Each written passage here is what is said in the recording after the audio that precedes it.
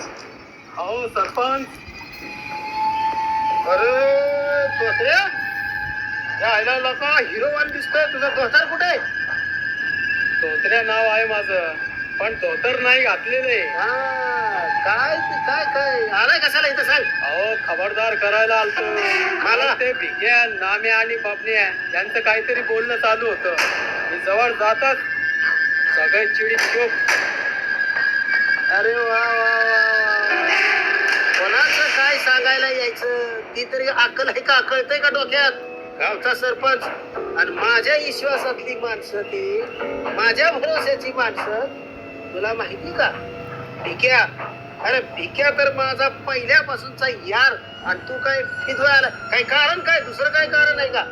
पहा आता इलेक्शन जवळ आलाय. आता गाफील राहून चालणार नाही. कसा मुद्द्यावर आलाय? कोणाचं तरी पैसे घेतला असेल म्हणून आलाय. मी गाफील? पहा सरपंच, माझं सांगायचं काम होतं, मी सांगितलं. आता तुम्ही तुमचं बघा. तुम्ही